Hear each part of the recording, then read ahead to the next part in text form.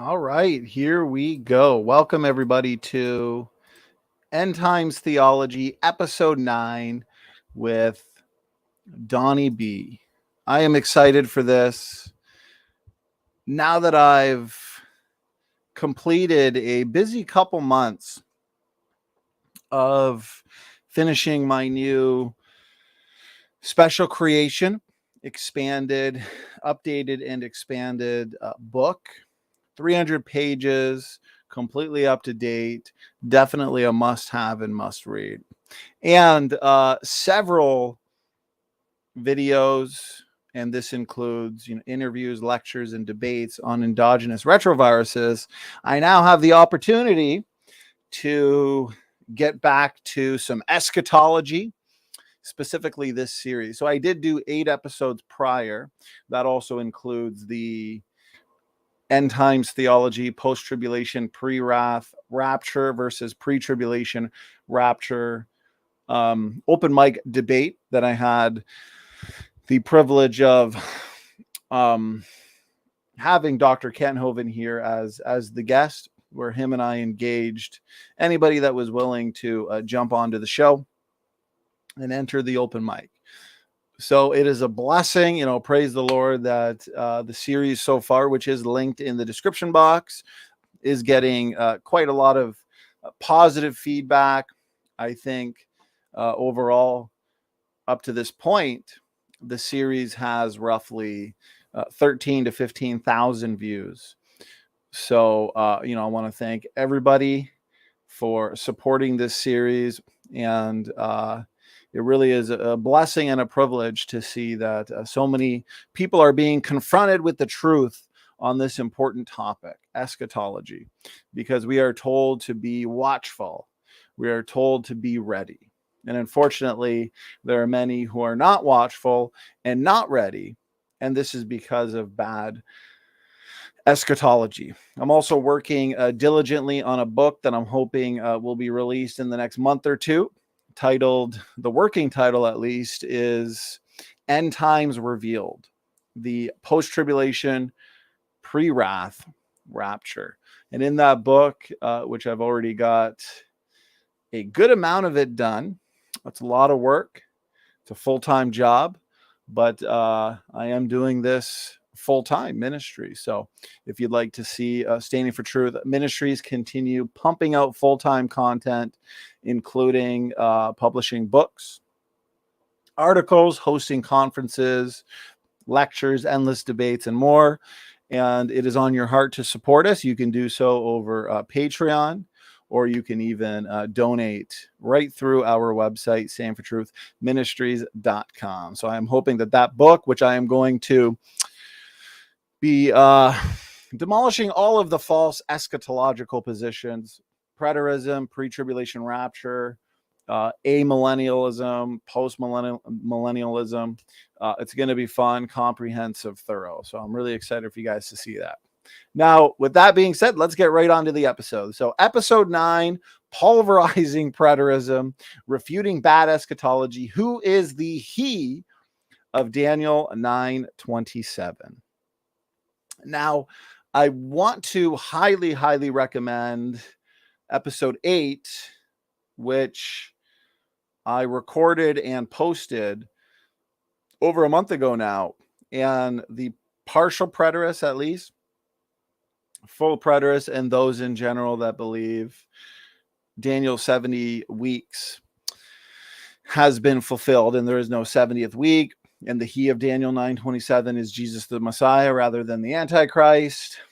There's been no real rebuttal, no challenge to that video, and that was over an hour long, probably one of the most comprehensive videos out there available on that topic for people to see. Now, I have seen some repeating of the same talking points by those unwilling, unfortunately, to turn from their false doctrine, okay, and turn to the truth that I will be presenting here.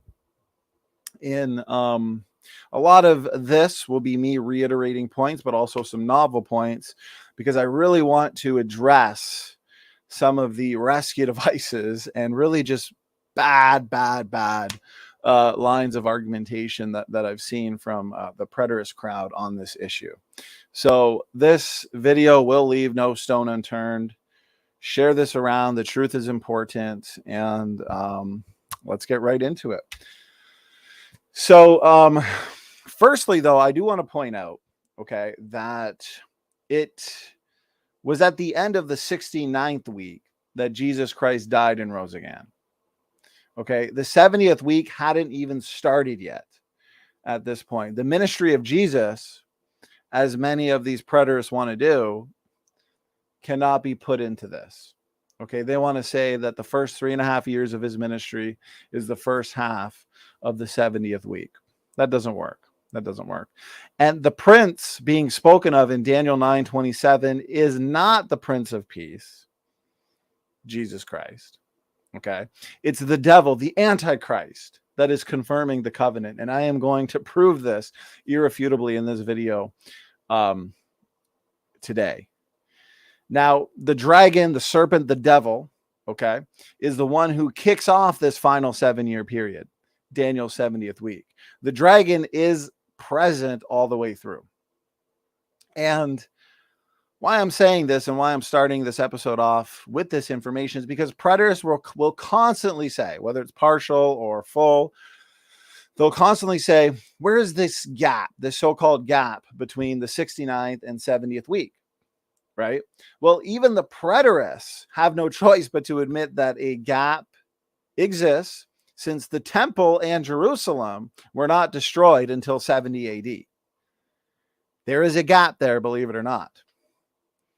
From about 33 AD, let's say, until 70 AD. The Roman army did not destroy the temple the day Jesus died or the day Jesus rose again. So there is a gap regardless. And that gap is much longer, according to the scriptures, as we're going to see, than the roughly 37 years that preterists believe. Okay, there's another gap too that I'm going to get into in a bit. And this will also, again, be proven, demonstrated sufficiently in this episode. Messiah is cut off, and then the people of the prince to come, right, destroy the temple roughly 30 plus years after Jesus dies and rises again. Okay, so that's the point, is even the preterists have to admit that there is a gap. And the Bible makes it clear that the Antichrist will rule for 42 months. Okay, and I'm going to put this full screen real quick because this is going to be a technical one as well. And I want it to be as thorough as possible. And before I do, let's make sure that audio is good. Okay. So we got a lot to cover here. And all right. So again, the scriptures make it absolutely clear that the Antichrist will rule for 42 months when he comes into full power, 3.5 years. The Bible talks about, as we know, I covered in one of the previous episodes, the seals. Okay, remember, you have the seals, the trumpets, and the vials. Trumpets and vials representing God's wrath, which are roughly 3.5 years. The seals representing the tribulation period, the great tribulation, and of course the sun and moon darkened, and Jesus Christ coming in the clouds to gather together his elect, which we see in heaven in Revelation 7 with the great multitude that no man can number. Okay, so with that being said, the Bible talks about how there are many antichrists, but also one singular major antichrist in the end times. And this is who will rule for 3.5 years. In Revelation 13, we read about the man of sin, the Antichrist, who receives what? He receives a deadly wound. His deadly wound is healed, and the entire world worships him. That's why the Bible says, if it were possible, he would deceive even the very elect, saying it's not possible. But he will be convincing, especially to the world, especially after he receives that deadly wound to his head, and that wound is healed. And everybody wonders after the beast. And those that worship him are those whose names are not written in the book of life from the foundation of the world. The Bible says that the Antichrist will reign for 42 months. He will continue in power for 3.5 years. You can't miss these numbers. They're all over the place. 1,260 days, 1,290 days, 3.5 years, 42 months. I mean, it's there. You can't miss the 7 years unless you're not looking, but it's there. Okay, the 1335 days, which I'll get into its significance very shortly. All right, so again, we see this in Revelation 13. We see that the Antichrist will reign for 42 months. He will continue in power for 3.5 years. And these different numbers are all signifying the exact same thing. 1,260 days, 42 months, 3.5 years. It's there. It can't be missed. All right, so basically, this is why the timeline pertaining to Daniel's 70th week is clear, which the preterists unfortunately want to butcher. The week begins, okay, this week of the 7 years. Remember, the 70 weeks is broken up, okay? The Bible does this for us. We get 7 weeks, then 62 weeks, and then with only 69 weeks accounted for, we have 1 7-week period left. Okay, we have the 70 weeks that are broken up into what? They're broken up into 3 elements for us. A 7-week period, a 62-week period, and then the final week, Daniel's 70th week. Now, typically when we think of a week, we think of 7 days, right? Monday to Sunday. 7 days. But a week in this situation is actually describing a week of years. A normal week is what? 7 days. This week is 7 years. So this means 70 years equates to 490 years. And this is because we have 7 times 70. Daniel's 70th week is therefore 7 years in length. And for the most part, I don't believe that this is disputed. Okay, so Daniel's 70th week, it's clear, the timeline that is, okay, as it pertains also to Revelation. The week begins, okay, it's 7 years, when the Antichrist confirms a covenant with many. Okay, this probably happens behind closed doors or in secret. We don't necessarily know when the week begins because we don't necessarily know when this covenant is, when the Antichrist confirms this covenant with many. Okay, we therefore may not know the exact day the week begins. But what we do know is that 1335, okay, 1,335 days into the week, what takes place? Well, the rapture. Okay, the rapture takes place. Remember, blessed is he that cometh to the 1335 days. Daniel 12:12.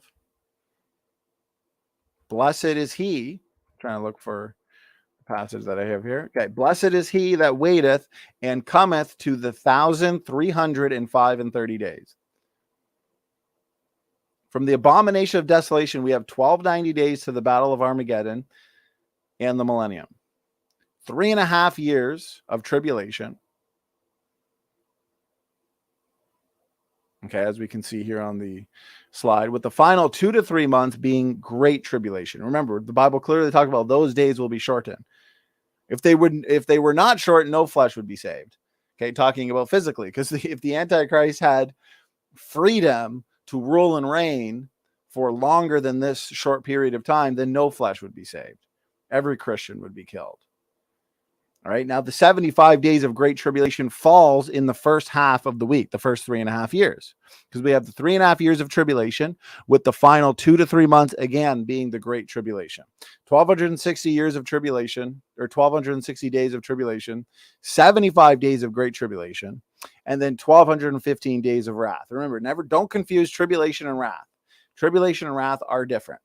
And that's why you have a period of tribulation, followed by the rapture, and then a period of God's wrath. How we get the 75 days is simple. It's the 1,260 minus the 1,335, which is 75 days. Now, when we compare all of this to Daniel chapter 9, specifically in verse 27, where it talks about the abomination of desolation happening in the middle of the week, 3.5 years in, it is all very clear.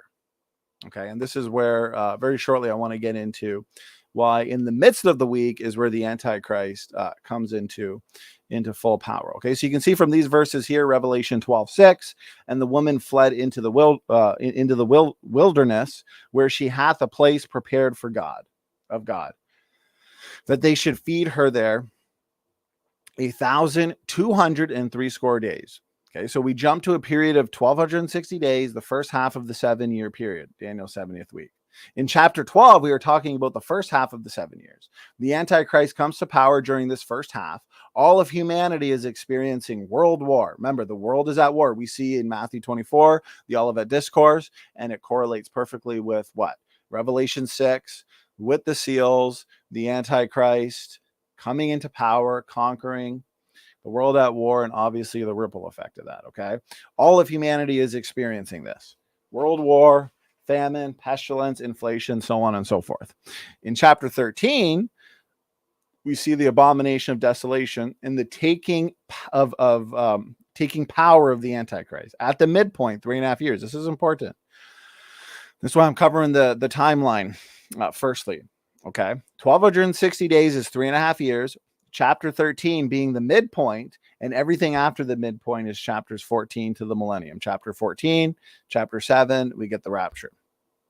Okay, I've done full videos of this in the series. Okay, remember, the book of Revelation is broken up into 2 chronologies. So it is chronological. It's not confusing. It's not all over the place. And those that don't understand this basic fact, unfortunately, butcher eschatology. Okay, so that's where you have John on the Isle of Patmos in Revelation 1. 1 to 11 is all in chronological order. That's why you get Revelation 6, the tribulation, Revelation 7, you get the rapture, of course, after the sun and moon are darkened. And then we have the great multitude that no man could number appearing in heaven that came out of great tribulation. And then we have God's wrath beginning right after that. And it makes it clear that it's when the trumpets occur after the seals, after the tribulation. And that's why those that would say they're post-tribulation but don't recognize the wrath and don't recognize the fact that the trumpets and the vials come after the seals, which is basic. We have this chronology. Okay, this is all before the millennial reign, the millennium. They have a sloppy view, unfortunately, of eschatology, because those are the post-tribulation rapture proponents that have God's wrath, which is represented by the trumpet and the trumpets and the vials. They have those also here with the seals. It's all happening at the same time, and we're still here. No, we're raptured when the sun and moon are darkened, right before the great day of his wrath. Remember, the great day of his wrath is come now. That's why those souls that are under the altar, they're asking God, when will he avenge their blood on this earth? That's because he hasn't yet done that, because we're in the tribulation or persecution period, where Satan and the Antichrist and the false prophet are persecuting the world. Eventually, they shift their focus to just believers, and then those days are shortened, right? Blessed is he that cometh to the 1335 days, 1,305 and 30 days, which is the rapture. Okay, those days are cut short. That's why those days, the great tribulation days, right? And then shall come great tribulation, such as was not since the beginning of the world until this time. If those days were not shortened, no flesh would be saved. Okay, so again, let's see here. We have 3.5 years of tribulation, with the last 2 to 3 months of the tribulation being great tribulation, the final 3.5 years being God's wrath. Let's continue. Revelation 12:14, time and times and half a time. Okay, this is where we get, obviously, the 3.5 years. Okay, so again, we see time and times and half a time. We see 1,260 days, 42 months, 3.5 years. It can't be missed. Daniel 12:11, 1,290 days. And then, of course, Matthew 24:22. Those days, what days? The Great Tribulation. There should no flesh be saved. But for the elect's sake, those days shall be shortened. And that's where we get the 1,260 days of tribulation, 75 days of great tribulation, 1,215 days of wrath. And we simply get the 75 days by minusing 1,260 and 1,335, 75 days. Okay, so I want to keep going here. And again, where is the gap?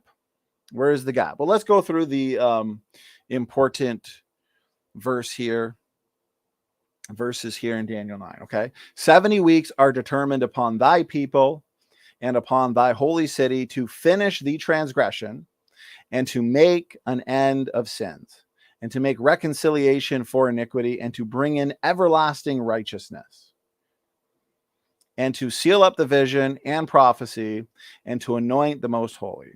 Know therefore and understand that from the going forth of the commandment to restore and to build Jerusalem unto the Messiah the Prince shall be what? 7 weeks and 62 weeks, and the street shall be built again and the wall even in troublous times. And after 62 weeks shall Messiah, so we see Jesus Christ here, of course, the Messiah, be cut off, which is interesting because we know he was cut off not for himself. That's what it says, but not for himself, or he died for the sins of the whole world. The Jews were looking for the Messiah as a great what? As being a great and mighty king, a king of Israel that would lead them back into their former glory, that they would triumph again. But Messiah, as predicted here beautifully, is actually cut off, but not cut off for himself, but for the world, for you, for me, for everybody here listening to this, for the whole world. Okay? He was bruised for our iniquities and wounded for our transgressions. The Lord, as the Bible says, the Lord hath laid on him the iniquity of us all. So this is a beautiful passage. This is a beautiful confirmation of biblical prophecy, as we know that Jesus Christ did not die for himself, but he died for the sins of the whole world. Okay? But notice this. Messiah be cut off, but not for himself, and the people of the prince that shall come shall destroy the city and the sanctuary, and the end thereof shall be with a flood. And unto the end of the war, desolations are determined. And he, and we're going to find out who this he is, shall confirm the covenant with many for 1 week, and in the midst of the week, he shall cause the sacrifice and the oblation to cease, and for the overspreading of abominations, he shall make it desolate, even until the consummation, and that determined shall be poured upon the desolate. So again, recap. We read there will be 7 weeks and then 62 weeks. Where's this gap, right? If the 70th week is still to come. Well, firstly, there is a gap between the 69th week and the 70th week. There's a gap between the 7th week and the 8th week as well. So there are gaps present. There are 7 weeks, then a gap. Then there are 62 weeks, and then another gap. And then the 70th week.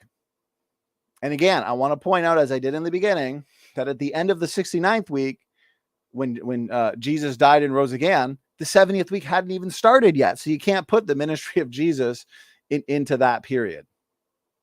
Okay, as some would like to say, specifically some of these preterists. Okay, so then there are 62 weeks and then another gap and then the 70th week. These weeks come in 3 phases, 3 elements, 3 components, as I described earlier. It's not 69 weeks and then 1 week. It's 7, then 62, and then 1. Again, 7, then 62, and then 1. The 1 being yet future. There is a gap between the 7 weeks and the 62 weeks. It's not just 69 weeks. There is a gap. Okay. The gap is necessary in order that they did not know exactly when Christ would come and die on the cross for our sins. This would have been giving them far too much information, which makes it what? A self-fulfilling prophecy. The point of this verse is to let them know, and us, of course, that these things are going to happen.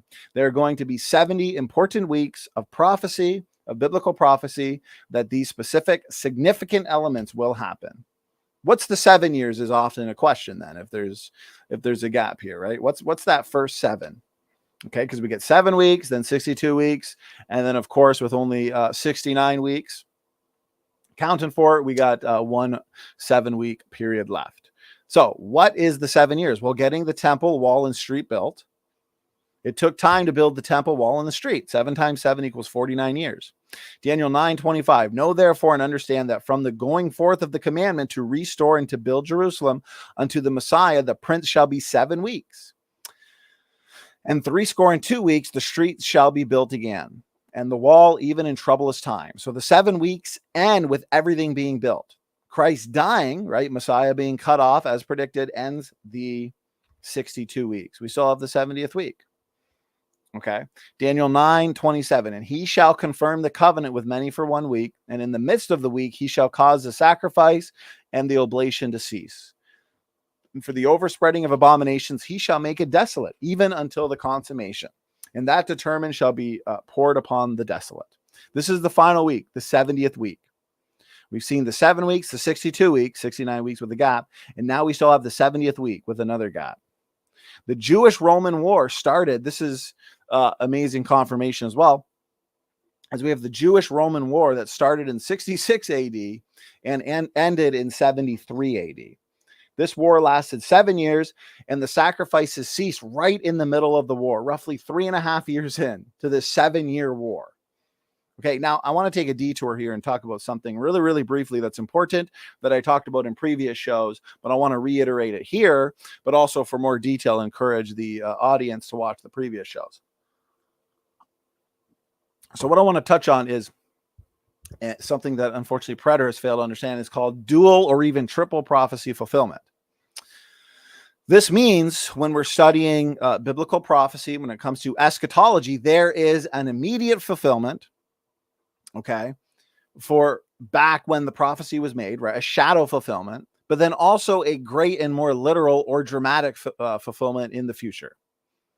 Another way of saying this is we have both an immediate application and a future application.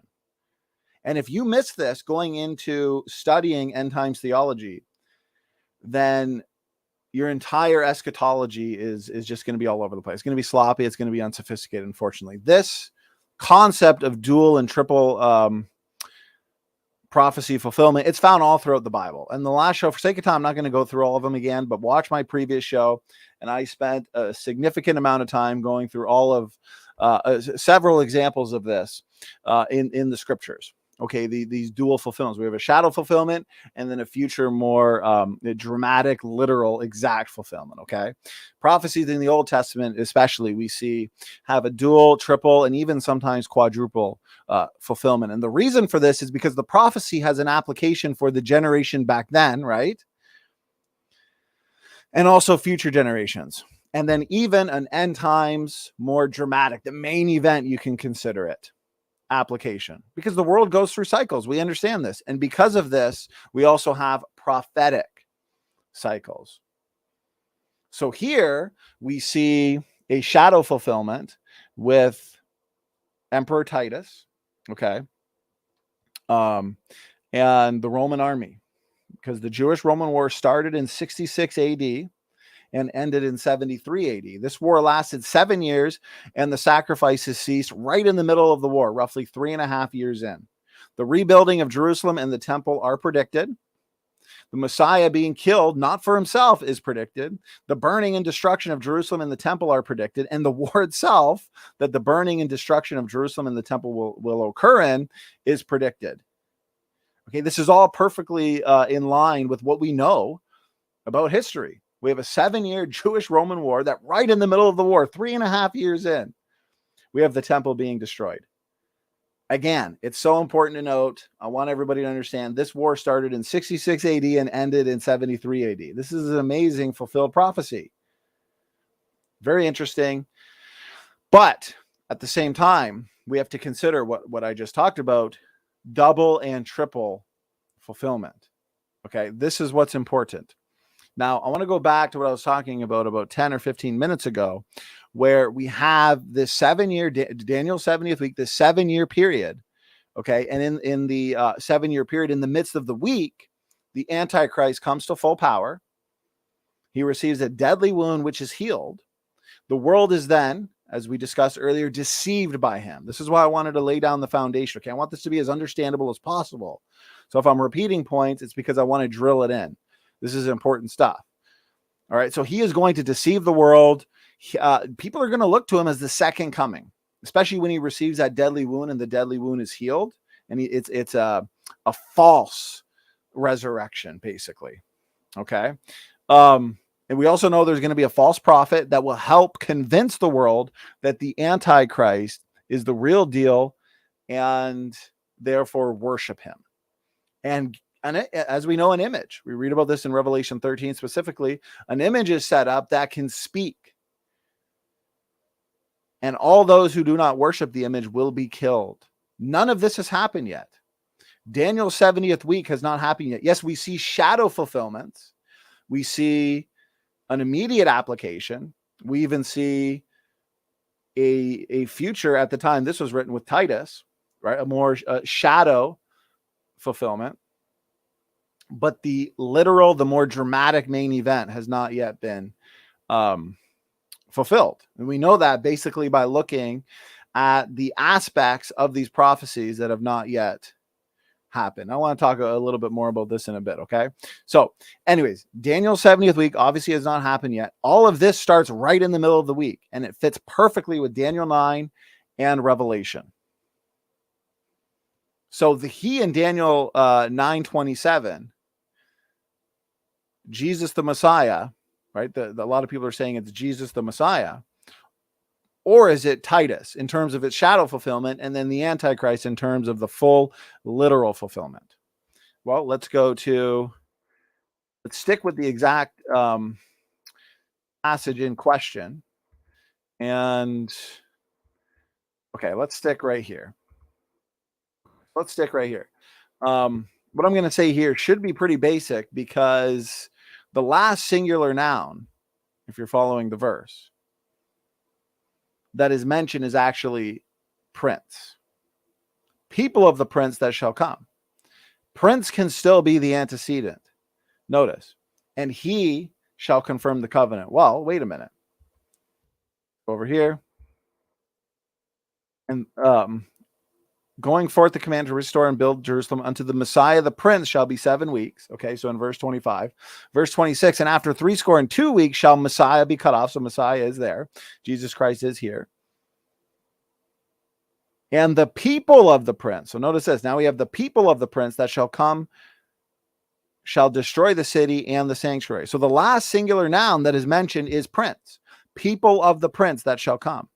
Prince can still be the antecedent. As a matter of fact, this is the most logical reading of the text. And this is where I want to get to specifically some of the weak arguments that I've heard. Okay, so just because it is an object of a preposition does not stop it from being the antecedent, like I have heard some want to argue, unfortunately and ignorantly.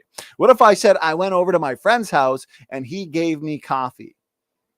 This is a perfectly reasonable way to imply that my friend served me coffee. I went to the house of my friend and we had coffee together.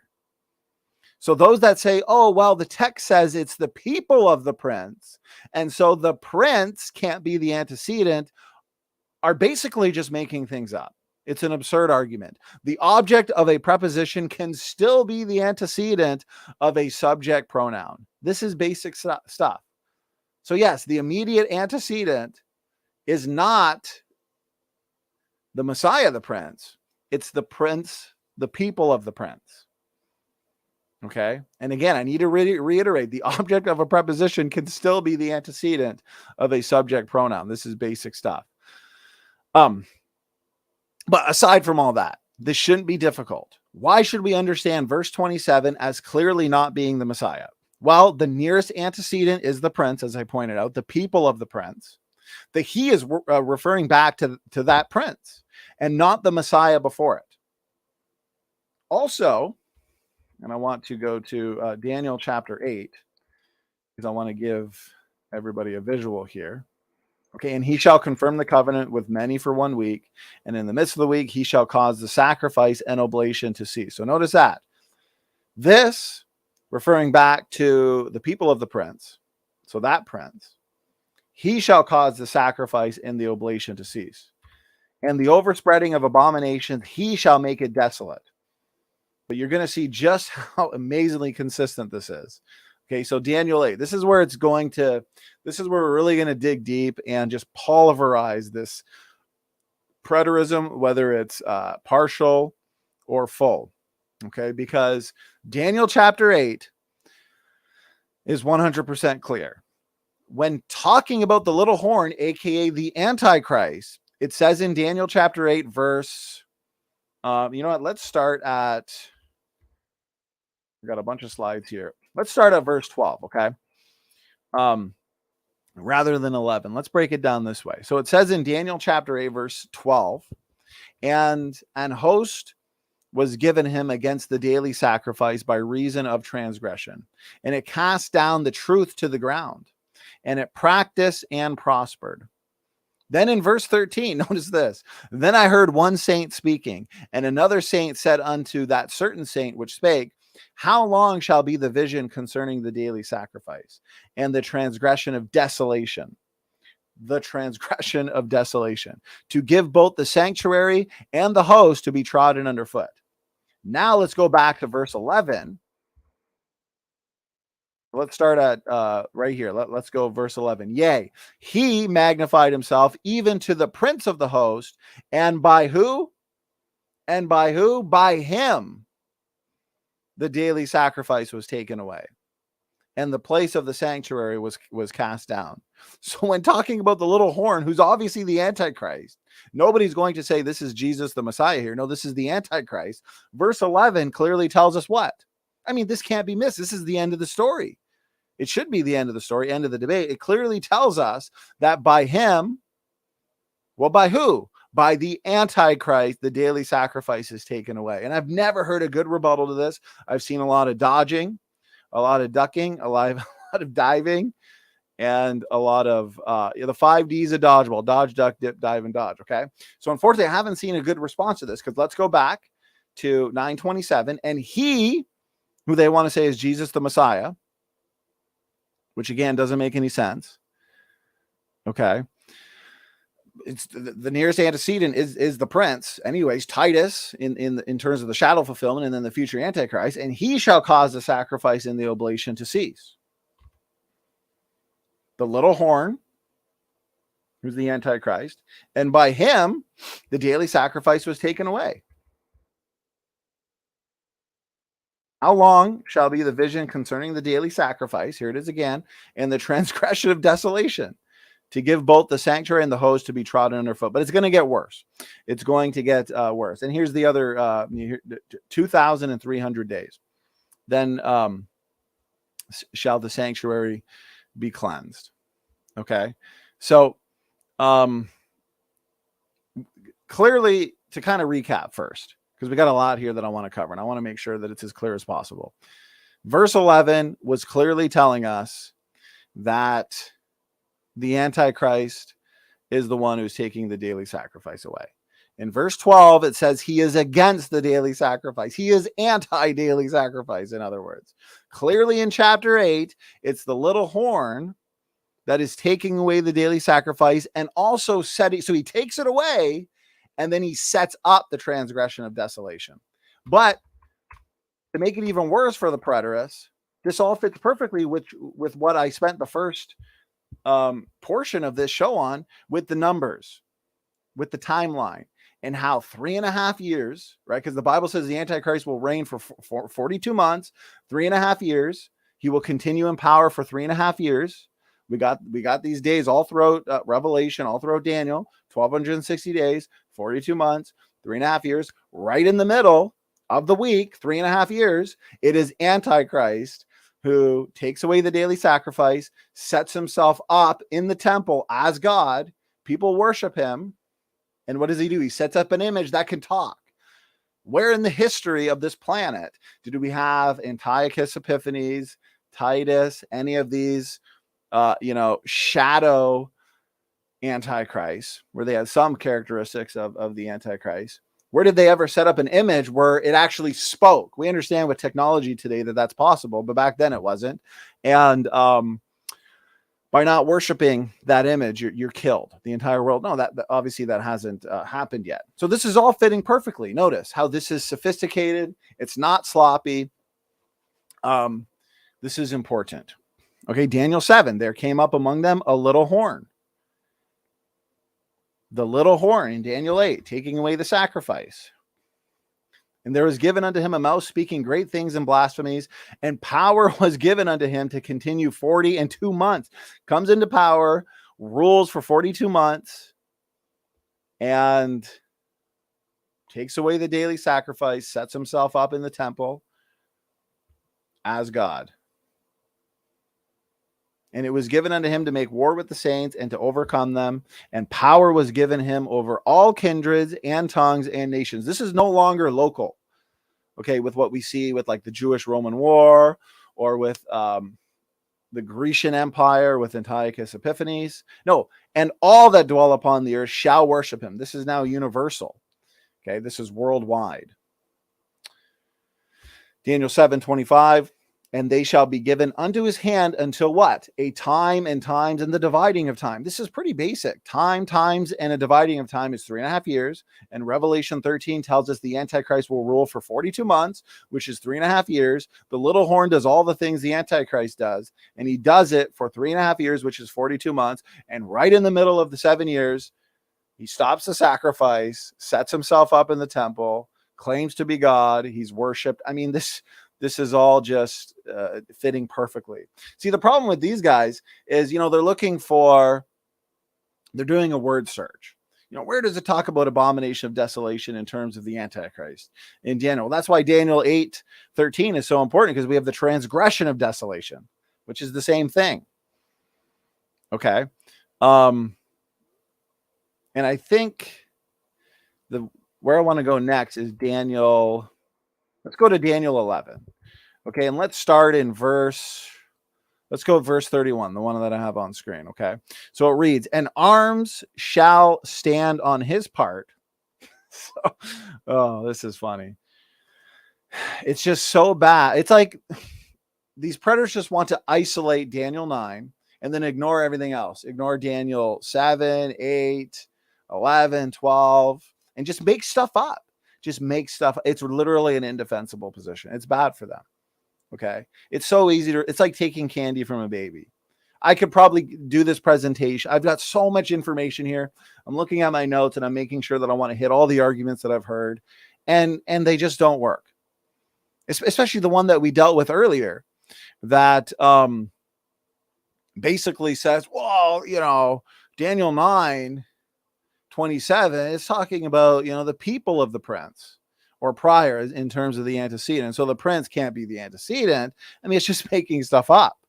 And I've already refuted that in pointing out that just because it is an object of a preposition does not stop it from being the what? The antecedent, like some want to argue. So yes, the prince, Titus, in terms of the shadow fulfillment, but the Antichrist in terms of the future fulfillment. So I want to continue this. And they shall pollute the sanctuary of strength and shall take away the daily sacrifice. There it is again. And it's like these preterists haven't seen these verses and take, or in some verses they want to say, well, it's Jesus in just apparently Daniel 9:27. But in the rest of the verses, it's either, the Antichrist or Antiochus Epiphanes, so on and so forth, Emperor Titus. And shall take away the daily sacrifice, and they shall place the abomination that maketh desolate. What do we see here? The same person. For those who literally still want to believe that the he is referring to Jesus the Messiah with no justification, please pay attention, okay? This is important. This is for you. The same person who takes away the daily sacrifice is the same person that places the abomination of desolation in Daniel chapter 11. Let's recap a bit. We have the little horn, who's obviously representing the Antichrist. All throughout these chapters in Daniel, he's taking away the sacrifice and he's setting up the abomination of desolation. In 9:27, the one who confirms the covenant is also the one who takes away the daily sacrifice. The man of sin, the little horn, the beast. The one who stops the sacrifice is also the one who sets up the abomination of desolation. Jesus ain't setting up no abomination of desolation. This is the Antichrist. We can compare it here. And I did this in my last video. There's been no refutation of it, at least nothing sophisticated. And out of one of them came forth a little horn. By him, by who? By him, the Antichrist, the little horn, the daily sacrifice was taken away. Daniel 9:27, what we're discussing here. And he shall confirm the covenant with many for 1 week. The immediate antecedent is the prince, the people of the prince to come. And in the midst of the week, he, still referring to the antecedent, the immediate antecedent, he shall cause the sacrifice and the oblation to cease. He shall cause the sacrifice and the oblation to cease. Daniel 8:11. By him, who? The Antichrist, the daily sacrifice was taken away. This is, I mean, it's almost silly that we even have to argue this. And then remember in Daniel 11, in verse 31, an arm shall stand on his part, and they shall pollute the sanctuary of strength, and shall take away the daily sacrifice, and they shall place the abomination that maketh desolate.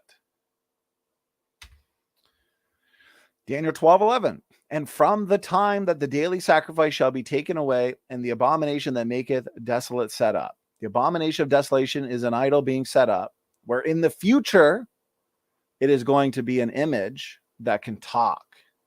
Being set up indicates the idol is being set up by somebody else, the Antichrist. Revelation 16:10. So notice this, the 3.5 year period, right? Because we have 3.5 years of tribulation with a short period within the greater tribulation period, the great tribulation, 75 days. Those days are shortened. We're raptured. 3.5 years now of God's wrath. But notice, in God's wrath period, even during the vial judgments, and the fifth angel poured out his vial upon the seed of the beast, the Antichrist is still in power. This is why the 42 months goes into God's wrath period. We're not here for God's wrath. We are here for the tribulation, but we are not here for God's wrath. Okay, but I want to point out Daniel 12 again. Okay, so I'm going to read it again because this is so important. And I want to put this all together for everybody. This is, I mean, I'm leaving no stone unturned here. And from the time that the daily sacrifice shall be taken away, and the abomination that maketh the desolate set up, there shall be 1,290 days. Notice how these things go together. This is a package deal. So these partial and full preterists, I'm talking to you, they want to say it's Jesus that is taking away the daily sacrifice. Guess what they're also saying? And this is why this false doctrine is dangerous. There's a ripple effect of dangers. They're also saying that Jesus is the one setting up the abomination of desolation. This is absurd. This is ridiculous. This is indefensible. Jesus does not set up an abomination. He does not install any abominations. This is absolutely clear. And so this absurd argument that says Jesus is the subject or is the he that is in view in Daniel 9:27, it makes no sense. It doesn't work. It needs to be dropped. These guys are pretty much, as I pointed out earlier, reading Daniel 9 all by itself. We got one guy in this community, Jamie Russell, who just desperately twists and turns and perverts these texts with no justification, no real argument, doesn't even give a solid presentation where he's got his own slides, his own explanations. He's going over all the verses in question. He'll usually just play a video from somebody who holds his position, who in the video is just repeating the same arguments that we're dealing with today and not actually answering any of these challenges. This is bad for these preterists, partial preterists, because there are preterists who hold to this idea that Daniel 70 weeks is fulfilled. There's no 70th week, but they still believe that there is future events to take place, okay? So that's why you have differences even within the preterist camps. So they're pretty much just reading Daniel 9 all by itself while ignoring Daniel chapter 7, 8, 11, and 12. This shows the level of desperation, guys, that some will go to in order to hold on to some of their false doctrines. When you clearly read Daniel chapter 7, 8, 11, and 12, and 9, you can see clearly that the he being talked about is the Antichrist. This is a fact. Face it. Okay. And here's a few important points before I move on, because this is an important Daniel 11, 21 to 24 is important too. But I want to, before I forget, there's a few points I want to make that are important. The book of Daniel had some, as we were talking about earlier, dual prophecy fulfillment, right? Dual and triple prophecy fulfillment. The book of Daniel had some immediate passages for the people at that time and in the near future. For example, the little horn in Daniel chapter 7 is foreshadowing who? it's foreshadowing Titus, the Roman commander that eventually becomes the Roman emperor. He, with his army, the people of the prince to come, Titus, the Roman army are the ones that destroyed the temple, destroyed Jerusalem. Titus was the commander. He eventually became the Roman emperor. With his army, they destroyed the temple in 70 AD. This is the immediate fulfillment. Daniel chapter 8, and I talked about all this in great detail in episode 8. So please do check that out, okay? Because this is more of like reiterating at this point, these points, especially people that are new to this. And it's also good to reiterate these points, especially for the critics that ignore these points and then just repeat talking points. Okay, so I don't mind. This stuff's important.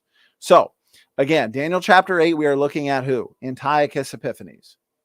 We know this since Daniel chapter 7 is talking about the little horn of the fourth kingdom, and chapter 8 is talking about the little horn from the third kingdom. This little horn comes from the Grecian Empire. And of course, in chapter 11, we are looking to the future Antichrist. In the short term, yes, we are talking about Antiochus Epiphanes again, but also the future one world leader, the Antichrist.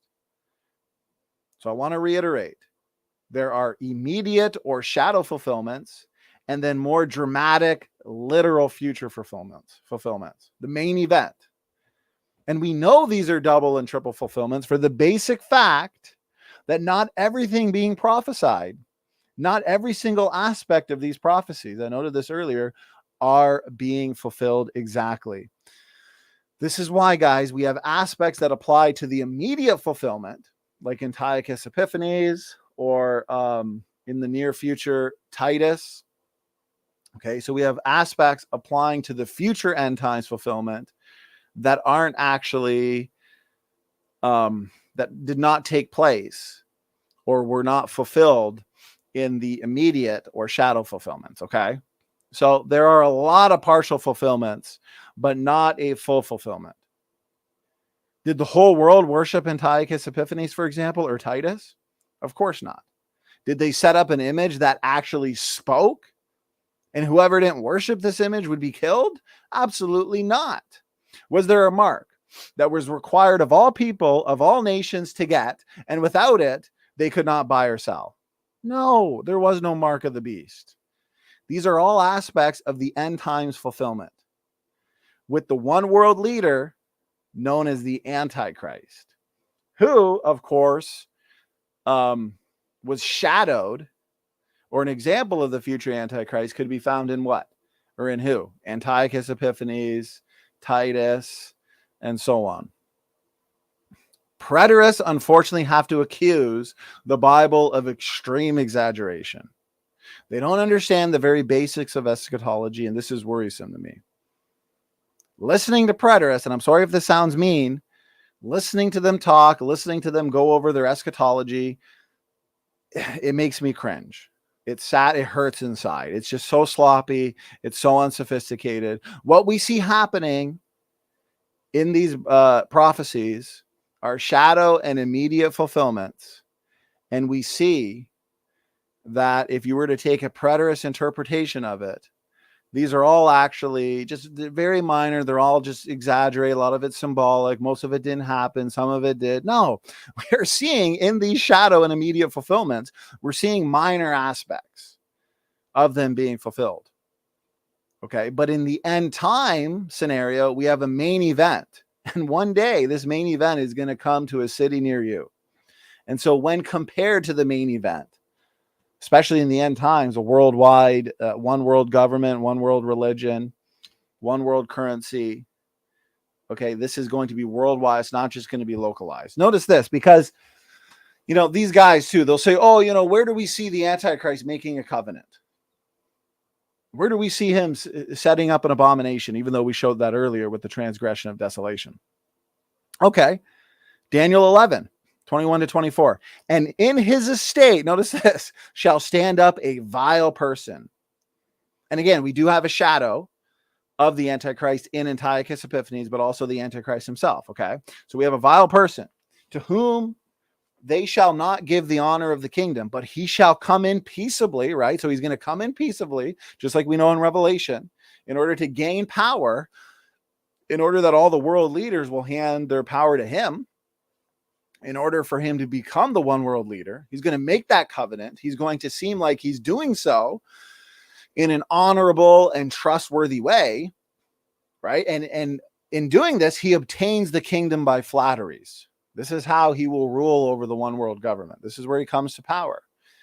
But notice this, and with the arms of a flood, which in the Bible's oftentimes is talking about a war, an army in a war, and with the arms of a flood shall they be overthrown from before him, and shall be broken, yea, also the prince of the covenant. The prince of the covenant. And after the league made with him, he shall work deceitfully. So he makes this covenant, right? That's what we see here. And after the league, see, these preterists are so unsophisticated. They want it. It's kind of like your oneness crowd. Well, where does the Bible say Trinity? The concept is there. Okay. For example, when it comes to covenants, people make agreements all the time. People make agreements. Just because we see an agreement, it doesn't necessarily imply that this is an agreement from God. No, the devil, the Antichrist, makes agreements. Okay. And here, the Antichrist, notice, and after the league made with him, so he comes in peaceably, he makes an agreement. Everybody gives him their power. He becomes a one world leader. He seems like he's bringing in world peace, bringing everybody together. But then what? He shall work deceitfully, for he shall come up and shall become strong with a small people. He shall enter peaceably even upon the fattest places of the province. And he shall do that which his fathers have not done, nor his fathers' fathers. He shall scatter among them the prey and spoil and riches, yea, and he shall forecast his devices against the strongholds, even for a time. So who sets up the abomination of desolation? Daniel 11:31. An arm shall stand on his part, and they shall pollute the sanctuary of strength, and shall take away the daily sacrifice, and they shall place the abomination that maketh desolate. It is not Jesus that is setting up an abomination, okay? Daniel 12:11. And from the time that the daily sacrifice shall be taken away, and the abomination that maketh desolate set up, there shall be 1,290 days. And remember, Jesus talks about the abomination. When ye shall see the abomination of desolation as spoken of by Daniel the prophet, which means it's not Antiochus Epiphanes. It is Antiochus Epiphanes, yes, in terms of an immediate fulfillment or a shadow of the Antichrist to come. So no, Jesus is literally talking about the future Antichrist. Great tribulation starts at the abomination of desolation after the midpoint. Notice this. When ye therefore shall see the abomination of desolation spoken of by Daniel the prophet, stand in the holy place. Just 1 second here. Stand in the holy place. This is an important passage that demolishes, or I should say pulverizes, preterism. Because as you'll notice, when we shall see the abomination of desolation, which is at the midpoint, 3.5 years, which again is amazing because in terms of the shadow fulfillment, we have the 7-year war that starts in 66 AD and ends in 73 AD. 3.5 years in, what do we have? We have the temple being destroyed. Then in the future, more dramatic fulfillment, we have this 7-year period. We're right in the middle of the period. So in the seals, in Matthew 24, we see the Antichrist coming to power. He's going out to conquer. Okay, he comes in peaceably. He gets power, but in the middle of the week, he enters the temple, sets up the abomination of desolation, sets himself up as God, so on and so forth. Right after this happens, what do we see? Well, notice this. For then, so we see the abomination of desolation, and then shall be great tribulation. Okay, so if this was just talking about Titus in 70 AD, this localized war, which was serious, it was a big deal for that part of the world. But outside of that part of the world, it was just a big nothing burger. I mean, did a lot of people even hear about it? No, it's just a local war that was a shadow of the future world war at the time of the tribulation. So you could not say as a preterist, although they will say it, but again, It's sloppy, it's unsophisticated, it's not convincing, it's not reality. For then shall be great tribulation. So they're going to say, apparently, after Titus set up the abomination of desolation, then there was great tribulation, such as was not since the beginning of the world to this time. No, nor shall ever be. That no. Again, yes, in that local area, it was a pretty big deal. But could you actually say that this was tribulation, persecution, especially of God's people? Where if those days were not shortened, no flesh would be saved. The whole point of that is because Jesus is going to shorten those days by coming in the clouds at the rapture to gather together his elect. But for the elect's sake, talking about believers, those days shall be shortened. Because the Antichrist will be persecuting and forcing believers to take this mark, or they will be killed, worship the image, or they will be killed, and those days will be shortened. That is a time that will be great tribulation, such as was not since the beginning of the world to this time. No, you can't point to 70 AD or 73 AD and say this. So clearly Jesus is talking about a future abomination of desolation. So yes, in the past, we had Antiochus Epiphanes from the Grecian Empire, which was way before this. Then in 70 AD, we had Commander Titus and his Roman army that came in, destroyed the temple, destroyed Jerusalem. Okay, the 7-year war. But in the future, we have another abomination of desolation spoken of by Daniel that is neither Titus-centered or Antiochus Epiphanes centered. No, it is a future Antichrist who will rule over a one world government. We see an image being set up that can speak, that can talk. We know, according to technology today, this is an image. It could be. You're watching me. I'm an image. I'm not the abomination of desolation. You're watching me over an image. Okay, this makes sense. Daniel clearly talks about how the end times knowledge shall increase. People will go to and fro. Well, that makes sense. Knowledge has increased to the point of what? Our phones. I mean, I could just, at any moment, you can pick up your phone and pretty much research anything, find an answer to anything. We can go to and fro where people couldn't go to and fro back then. In 70 AD, people weren't going to and fro. They lived in the local region. But today we have planes, trains, automobiles. We can go anywhere really on this planet at any time if we wanted to. Okay. So again, the whole point of this period being shortened for the elect is because Jesus Christ comes in the clouds. Okay. And this is where we have that time period of the tribulation. This is where we have that time period of what? This is where we have that time period of God's wrath. And I want to make sure that I addressed all of the arguments that I've seen from these guys. And it looks like, yeah, I mean, it's not like they really have much to offer, but you can see how everything correlates beautifully. Everything flows. Okay. And then this is where we get into dual fulfillment. So that's pretty much it for this show. I understand that it was heavy. But if we go all the way back to the beginning of this presentation, we see that given the timeline, right? Here's the timeline. We can see that this all flows beautifully. 1,260 days of tribulation, 75 days of great tribulation. Those are the days that are shortened. Those are the days that start at the abomination of desolation, right at the midpoint, exactly what Daniel 9 tells us. And he shall confirm the covenant with many for 1 week. We see that in Daniel 11 over here, where where is it? Right here. And in his estate shall stand up a vile person, and after the league made with him, he shall work deceitfully. He comes in peacefully, makes a covenant in the middle of the week. He's going to cause a sacrifice and oblation to cease. And for the overspreading of abominations, he shall make it desolate, even unto the consummation, and that determined shall be poured upon thy people. That's it. This is talking about the Antichrist. The nearest antecedent is the people of the prince. Okay, this can't be denied. We've already gone over all the rescue devices and arguments that have been put forth by proponents of this position that basically says the he has to be the Messiah. And I would just recommend watching episode 8, where I do touch on some more stuff. For example, going over examples in the Old Testament of dual and triple prophecy fulfillment. So I hope this was detailed. I hope I left no stone unturned as I wanted to. Let's see. Yeah, we are right at the hour mark. That was the goal. That was the goal. So I'm going to wrap it up here. Thank you so much, guys. The entire playlist is in the description box, episodes 1 to 8. Within that 8-episode series, we also had a nearly 3-hour open mic debate. Ken Hovind was here. This has been comprehensive, guys. This has been thorough. We've been digging deep. We've been going through a number of these passages. We've been dealing with the challenges, objections, the criticisms.